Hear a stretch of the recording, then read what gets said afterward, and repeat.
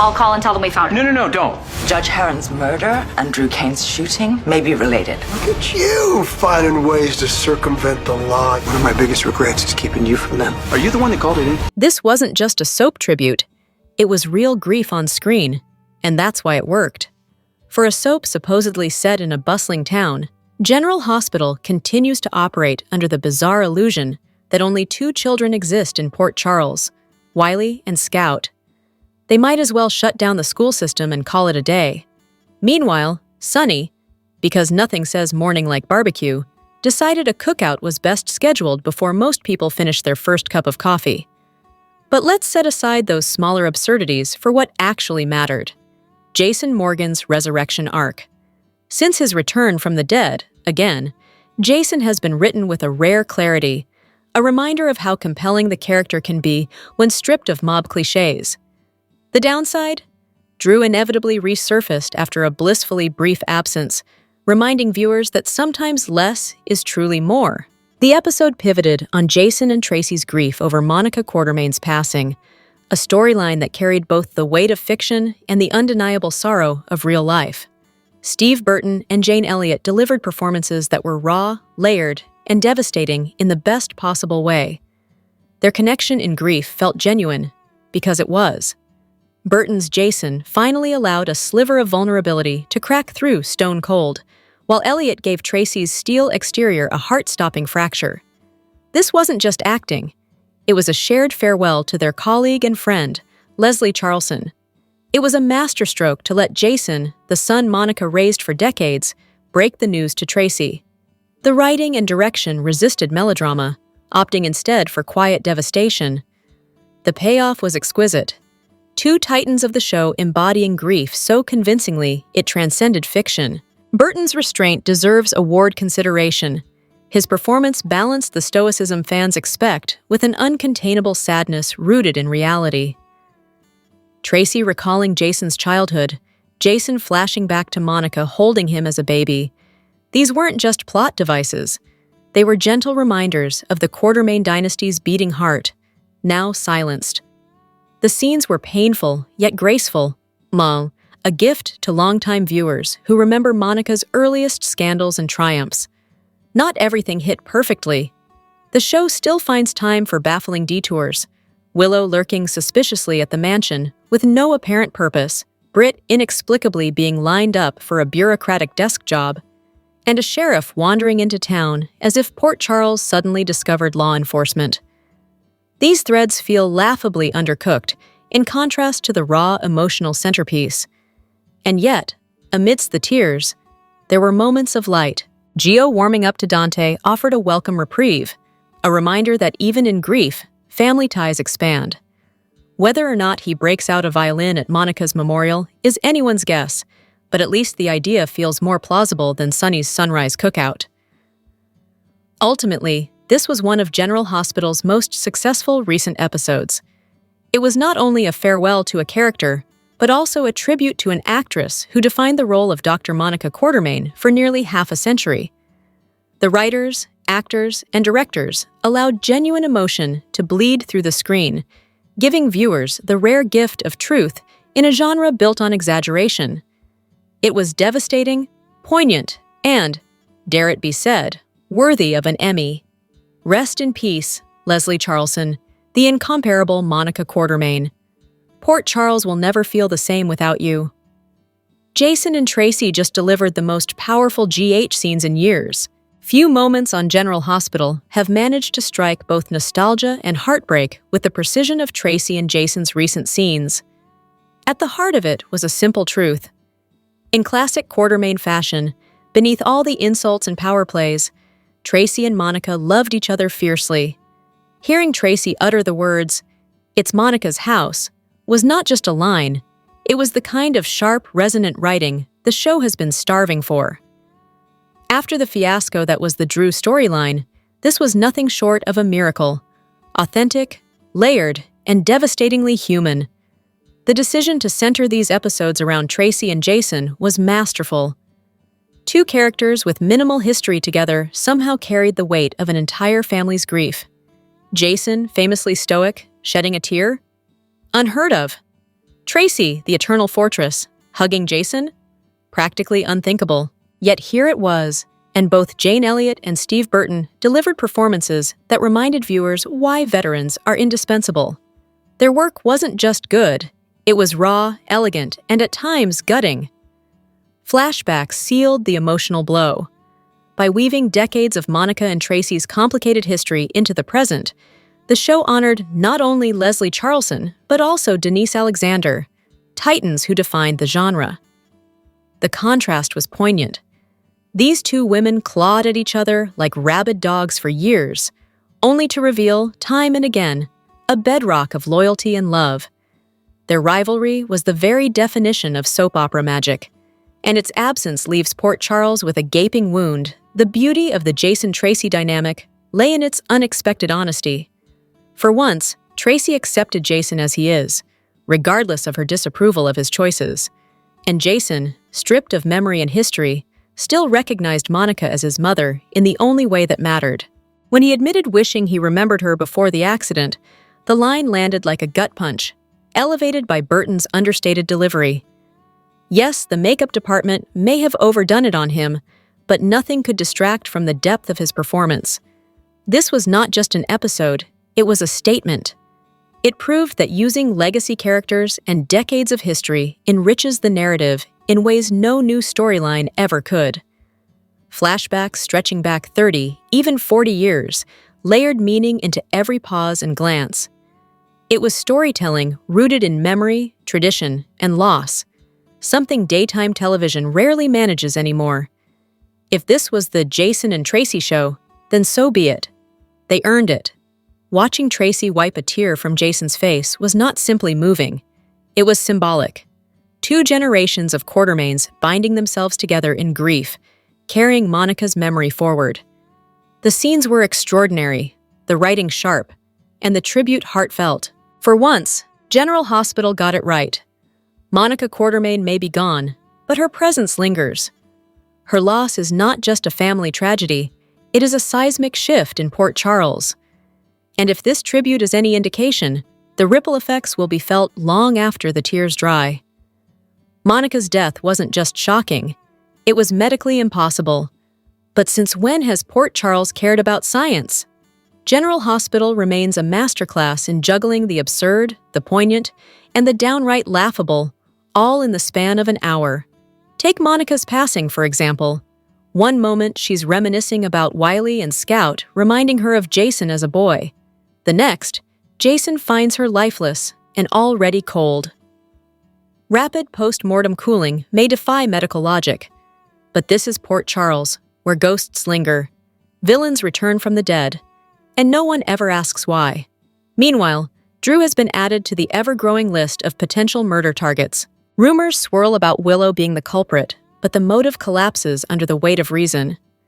Drew is practically her lifeline, which makes her a spectacularly bad suspect. In contrast, the number of people who would happily see Drew gone could fill the Metro Court ballroom. And then there's Britt Westbourne, who continues to prove that subtlety has never been her brand. She waltzed back into General Hospital demanding prescriptions like she was ordering takeout. Poor Liz, wielding her clipboard with righteous precision, shut her down with a bureaucratic flourish. Cue Lucas, who clearly wanted to be anywhere else, getting frog-marched into treating her. Britt revealed she'd been fending off Huntington's with an experimental drug that's now unavailable, yet she's symptom-free. Miracle? Scam? Or just Port Charles' latest medical mystery? Of course, Britt didn't stop there. She stormed into Terry and Portia's office, ready to reclaim her job. The snag? Being legally declared dead tends to complicate employment contracts, not to mention the tiny issue of medical fraud. Terry's exasperation spoke volumes, while Portia, still juggling her own scandals, mustered sympathy. Britt insists she belongs at General Hospital, and frankly, in a place that employs mob heirs, fakes deaths weekly, and considers amnesia a resume builder. She has a point. Elsewhere, the Cassadine drama rages on. Charlotte was gently pushed by Lulu to visit her father in prison, though Charlotte, smarter than most adults in town, rightly questioned the rules. Meanwhile, Rocco wallowed in guilt over losing Outback the dog, prompting Lulu's maternal pep talk comparing the pup's survival skills to Helena Cassadine's ghostly tenacity.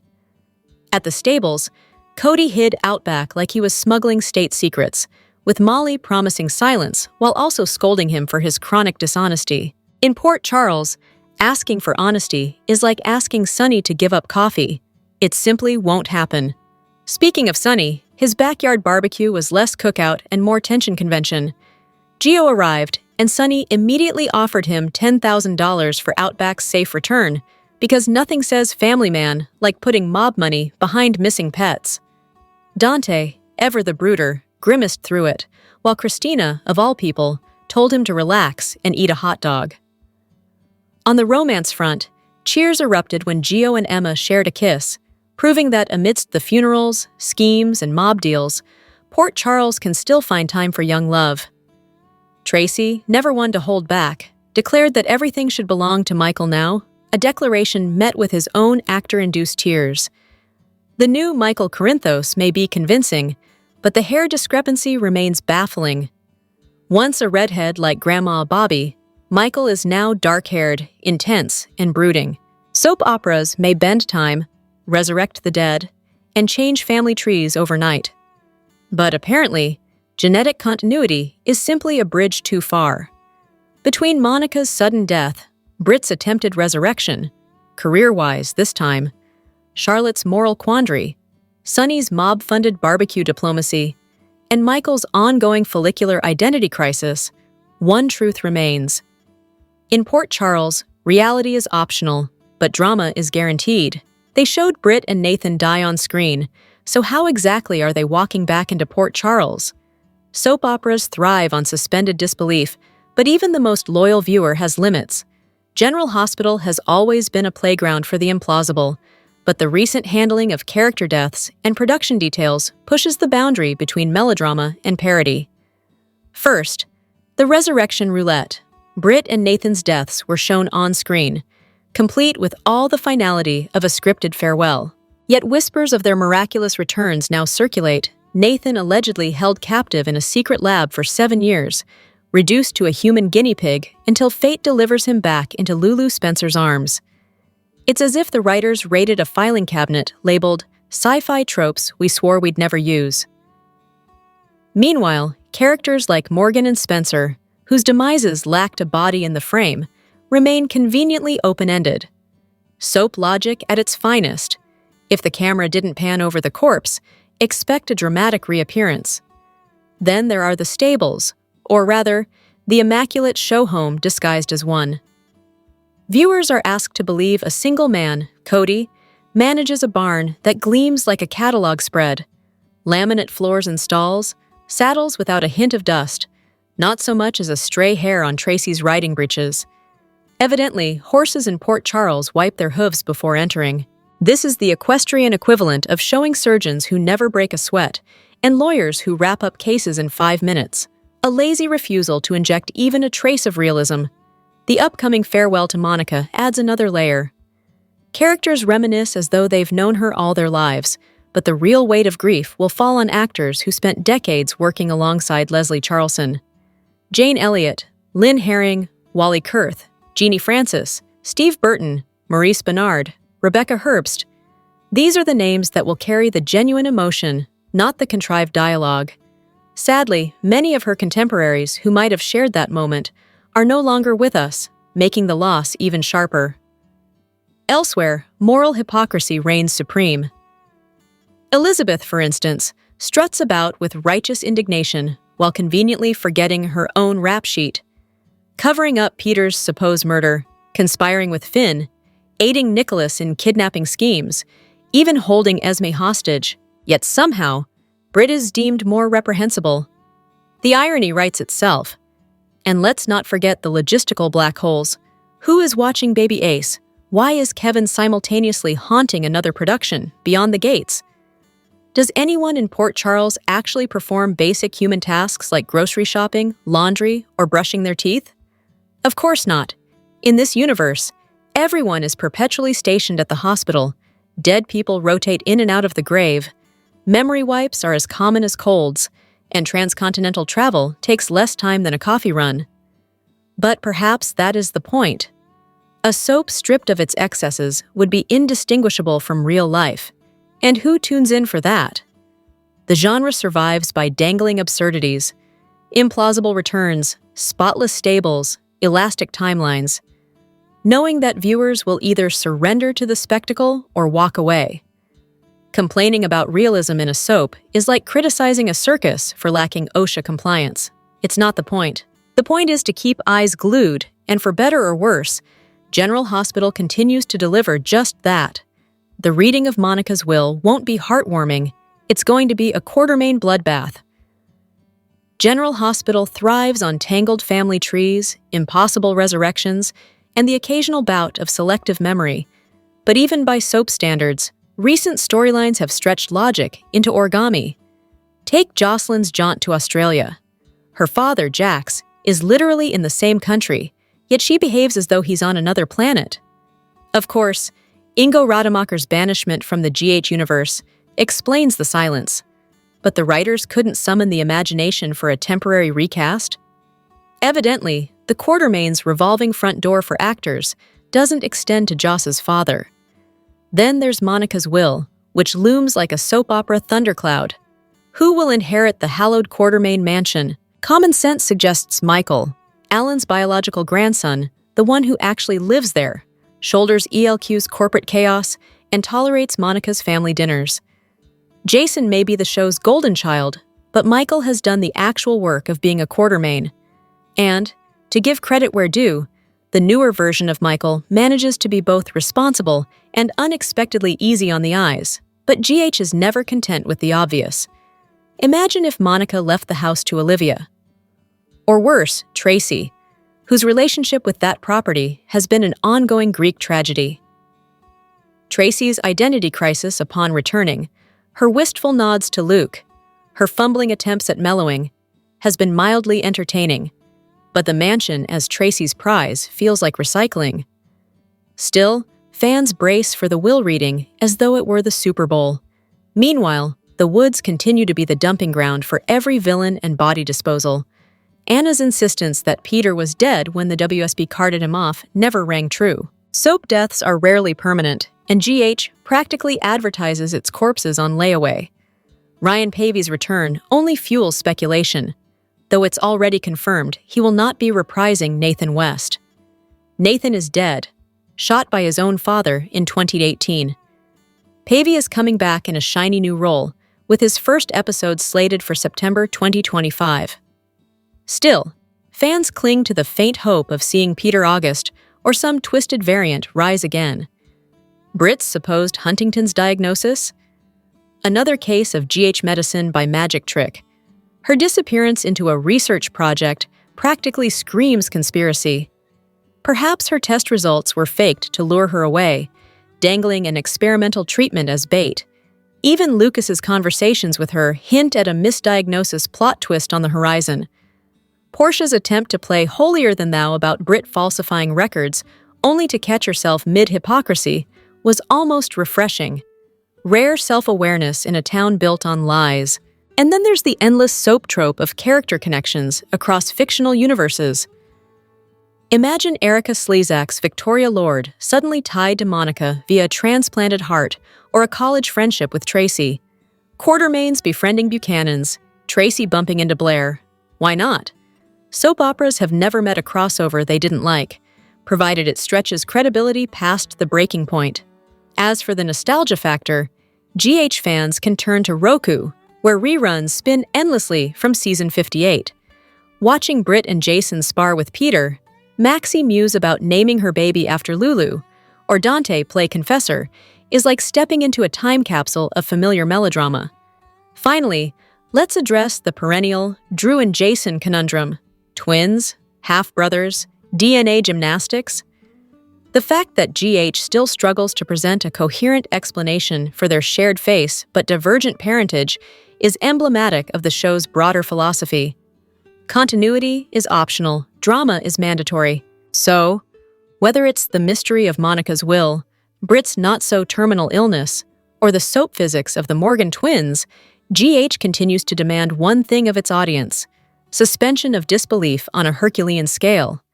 And the fans, willingly or not, oblige.